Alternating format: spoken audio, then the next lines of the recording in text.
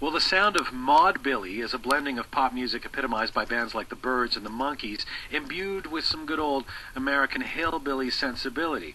Maudbilly is also the name of the new record by my guests, the Boxmasters. If the name Boxmasters sounds familiar, there may be a couple of reasons why. Firstly, Maudbilly is the Los Angeles-based trio's third album in the last year alone. Yes, this is a band with ambition. Secondly, the Boxmasters' principal songwriter, singer, and drummer is a guy named Billy Bob Thornton, whose other job, some of the time, is Oscar-winning screenwriter, actor, and director. While Billy Bob Thornton's name is most often linked to his cinematic endeavors, the Boxmasters is anything but a diversion from the silver screen. He's always intended to make music, and he just got sidetracked. These days, music is a major priority in his life, and it's something he's obviously embracing, and I'm pleased to have all the members of the Boxmasters, Billy Bob Thornton. Billy Bob, you guys formed only in the last couple of years, right? I don't know what you're talking about. How so? I don't know what you mean by that. Well, when did the band form? I'm not sure what that means. Oh, well, when did you guys first start playing together? And you've made 3 records in that time. And you're currently on tour with Willie Nelson And Ray Price. and Ray Price. Yeah. And So it's a... what do you learn from Willie Nelson, Billy Bob?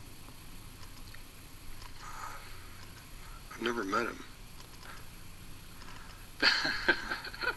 Are you being ironic or are you being serious? I don't really know him. You've never met Willie Nelson? Well, I said hello to him once. He's a nice guy. Yeah. You guys don't really hang out on tour. You don't know what I mean. No. Why do I get the impression that you're going to answer with you don't know what I mean if I ask you things? So how is it that did Willie choose you guys to come on tour with him? I don't know. Right. That was true for you, Billy Bob, growing up? It was a sort of a combo of Stones and Monkees and Buck Owens?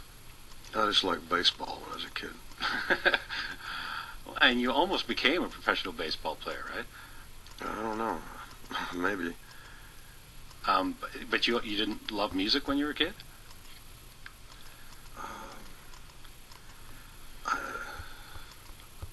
I was subscribed to a magazine called Famous Monsters of Filmland, which the publisher was a guy named Forrest J. Ackerman, who passed away recently.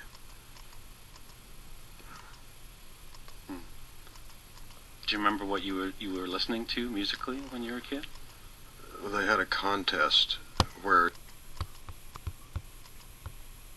you could build your own model, and it could be like a King Kong, or it could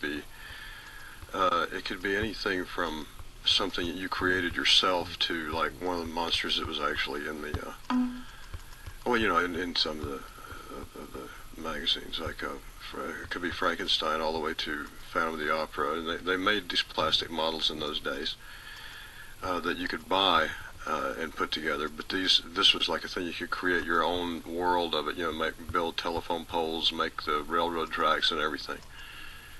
And I actually did enter it once. I didn't win anything, but I gave it a shot, and but it was pretty. It was a big deal for us kids in those days.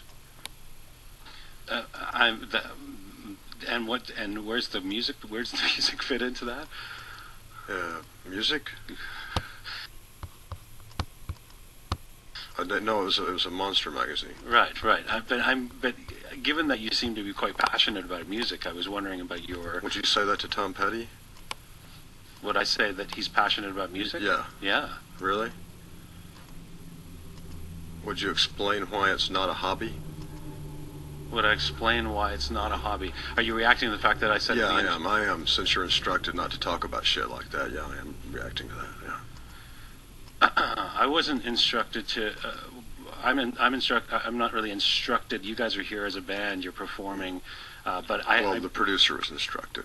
Right, so, but somewhere along the way. Because I mentioned that you were an actor and a screenwriter. Well, first of all, that wasn't supposed to be mentioned either. You know. But that's just giving context, right? I mean, I'm happy to interview you guys as a band, but you know, for the listeners, we're giving context for who you are. That's part of your trajectory, isn't it? Not really.